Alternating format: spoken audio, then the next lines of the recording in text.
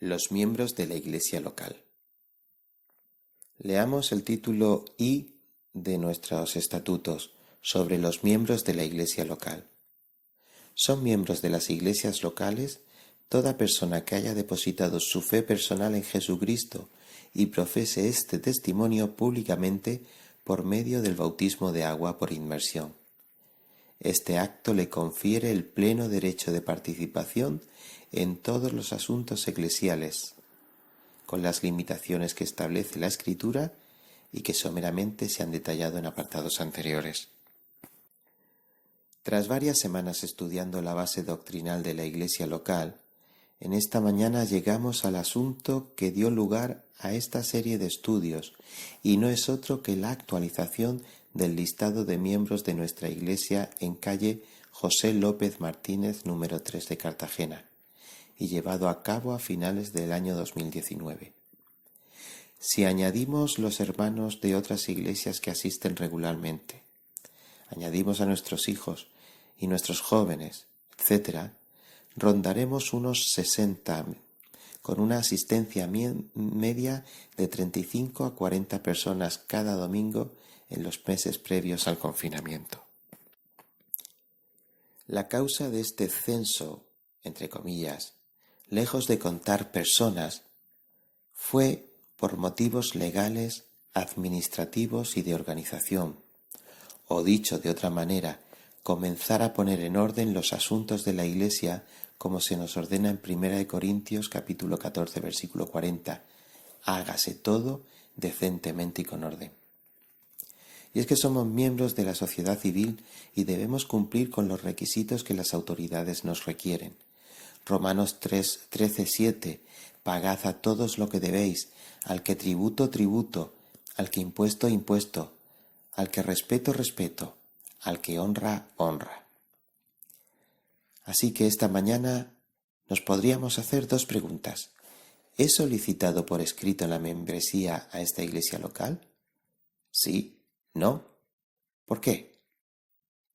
Aparte de lo que mencionan los estatutos de esta iglesia al respecto, ¿tengo claro lo que la Escritura dice sobre ser miembro de una iglesia local? Eso es lo que realmente importa. Así que durante unos minutos vamos a tratar este tema. Racionalizando la Escritura. Hebreos 10, versículos 19 al 25. Así que, hermanos, teniendo libertad para entrar en el lugar santísimo por la sangre de Jesucristo, por el camino nuevo y vivo que Él nos abrió a través del velo, esto es, de su carne, y teniendo un gran sacerdote sobre la casa de Dios, acerquémonos con corazón sincero, en plena certidumbre de fe, purificados los corazones de mala conciencia, y lavados los cuerpos con agua pura. Mantengamos firme sin fluctuar la profesión de nuestra esperanza, porque fiel es el que prometió. Y considerémonos unos a otros para estimularnos al amor y a las buenas obras, no dejando de congregarnos como algunos tienen por costumbre, sino exhortándonos, y tanto más cuando veis que aquel día se acerca. No es infrecuente encontrar personas que de una u otra forma justifican la mala costumbre de no congregarse. En la iglesia no hay amor, no siento el espíritu en la alabanza, los pastores dicen y no hacen. Se puede decir que repiten aquello de la mujer que tú me diste, de Génesis 3:12. Pero consideremos varios puntos. En primer lugar, la perífrasis no dejando de congregarnos. Es un imperativo que no da otra opción y además es urgente porque la venida del Señor es inminente. Versículo 25. En segundo lugar, no hay excusa para no entrar a la presencia de Dios, ya que sólo depende de la sangre de Cristo, que es el gran sacerdote. Versículos 19 y 20. Inmediatamente encontramos otro imperativo en el versículo 22, acerquémonos, que insta a los lectores a entrar sin dilación. La condición es la certeza de la fe en la obra redentora de Cristo. Mantengamos, versículo 23, imperativo a perseverar, y solo en base a la fidelidad de Dios. Por la fe también, la misma Sara, siendo estéril, recibió fuerza para concebir, y dio a luz aún fuera del tiempo de la edad, porque creyó que era fiel quien lo había prometido. Hebreos 11:11. Y consideremos, versículo 24, imperativo a pensar cómo ser de estímulo. Sigue sin ser una opción, sino una vocación, para que los que han creído en Dios procuren ocuparse en buenas obras. Estas cosas son buenas y útiles para los hombres. Tito 3:8. Soy miembro de una iglesia local. El por qué y para qué. Como no tenemos excusa para dejar de reunirnos, pensemos ahora en las implicaciones de reunirnos al margen de haber solicitado o no la membresía de la iglesia. Hechos capítulo 2, versículo 47, la segunda parte nos dice: y el Señor añadía cada día a la iglesia los que habían de ser salvos. Notemos que pertenecer a la iglesia no es una opción personal, es decir, no depende de la persona que decide libremente si va o no ser miembro de una iglesia, sino que es Dios quien añade a cada creyente a su iglesia.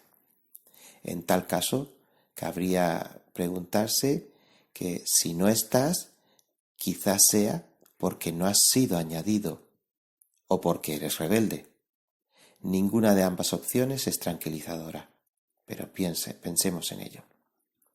En segundo lugar, cuidado con excluir a los que Dios ha incluido, porque Él no hace acepción de personas.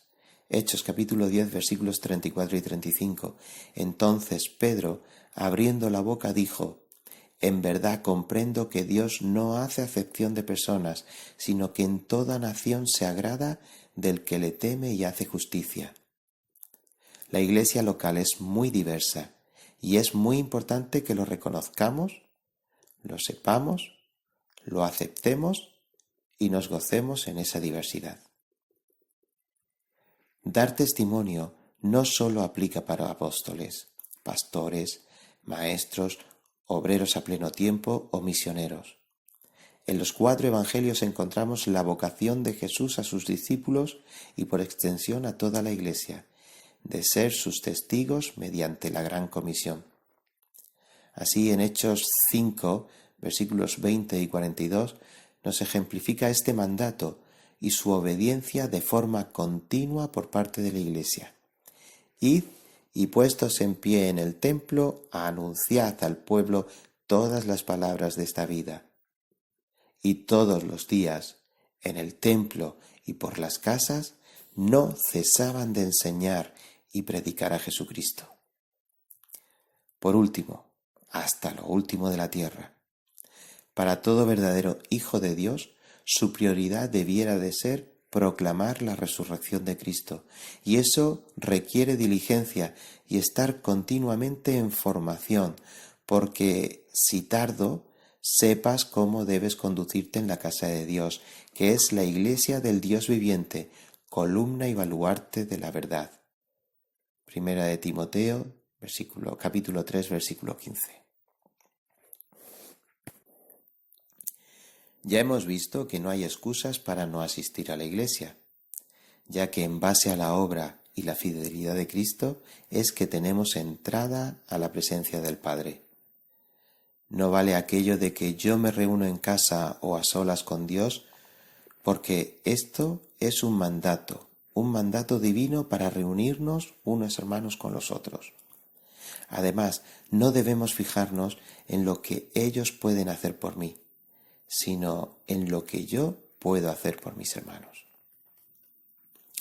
A continuación, vimos que la pertenencia a la Iglesia no es una decisión humana, sino que es Dios quien añade a cada creyente conforme a su soberana voluntad. La Iglesia es muy diversa, pero todos y cada uno de los miembros hemos sido llamados a proclamar la palabra, para lo cual debemos estar en continuo entrenamiento. Veamos ahora los dos últimos puntos a considerar. Efectos de estar en la iglesia para el creyente. El creyente es edificado y va creciendo. Entonces las iglesias tenían paz por toda Judea, Galilea y Samaria, y eran edificadas, andando en el temor del Señor, y se acrecentaban fortalecidas por el Espíritu Santo. Hechos capítulo 9, versículo 31. Y va creciendo la iglesia en base a la palabra de Dios. Hechos 12, 24. De aquí se infiere que los miembros de la iglesia temen a Dios y se fortalecen por el Espíritu Santo. En segundo lugar, el crecimiento de la iglesia viene dado por la palabra de Dios, única y exclusivamente, y es confirmado por Hechos 16:5. Así que las iglesias eran confirmadas en la fe y aumentaban en número cada día. Un miembro de la iglesia local confirma su fe y crece por la palabra de Dios. En caso contrario, hay que ponerse a pensar muy en serio, porque tiene serias implicaciones. Por último, prevalece la palabra por encima de todo lo demás. Hechos 19:20. Así crecía y prevalecía poderosamente la palabra del Señor. Cada miembro de la iglesia local debería considerar todas estas cosas. ¿Tiene la palabra preeminencia sobre mi vida? ¿Testifico sobre esa palabra a todo el que tengo cerca de mí? ¿Me gozo de la comunión con los hermanos, en las oraciones, en el partimiento del pan y en el estudio de la palabra? Todo esto es ser miembro de una iglesia local, pero no es un capricho, es lo que nos enseña la palabra de Dios. Veamos ahora qué efectos produce el creyente sobre otros creyentes en la asamblea local. Una de las principales actividades de la Iglesia desde el principio era y es la oración intercesora de unos por otros, como vemos en Hechos 7:4, para librar de la cárcel, Hechos 12:5, orar por los enfermos, Hechos 9:40, Hechos 16:16, por la necesidad espiritual de los hermanos, Hechos 8:15, Hechos 19 del 1 al 6, para encomendar a Dios a otros hermanos a la obra, Hechos 13:3 y 66, Hechos 14:23, para despedir a los hermanos en santidad, Hechos 20:36, 21:5, para la hora de la muerte, Hechos 7:59, 60, para animar a otros, Hechos 14:22, para orar por los enfermos, Hechos 4:22. Es tanto lo que un auténtico miembro de una iglesia local tiene que hacer y hace por sus hermanos porque los ama. Y los hermanos lo hacen por él porque le aman. Y en caso contrario, es que no somos miembros de ninguna iglesia. Pero ese no es nuestro caso, porque amamos nuestra iglesia local aquí en Cartagena. Queremos que siga creciendo y aprender sobre o recordar sobre lo que la Escritura dice en cada uno de estos puntos nos tiene que estimular a ir perfeccionando y a ir creciendo y consiguiendo que nuestra iglesia cada día brille más por amor los unos a los otros, pero sobre todo para la gloria de Dios, para que desde ese punto de Cartagena, en calle José López Martínez, podamos extender la luz del Evangelio, porque para eso fuimos llamados y para eso tenemos una razón para vivir. En estos tiempos difíciles donde vamos a tener muchas oportunidades de hablar del auténtico Evangelio a corazones que están sufriendo, nosotros tenemos en nuestro corazón la esperanza en Cristo. Estimulémonos los unos a los otros. Esto es lo que significa ser miembro de una iglesia local. Esto es a lo que tenemos que aspirar. Puede haber algún documento necesario por cuestiones administrativas, pero realmente, si dimos testimonio público al bajar a las aguas y solicitamos el estar presentes en una iglesia, es para arremangarnos, luchar, trabajar y tener esa hermosa comunión los unos con los otros. En conclusión, todas estas implicaciones se han de tener en cuenta para poder considerar nuestra situación como miembros o no de una iglesia local, de la iglesia local de Cartagena.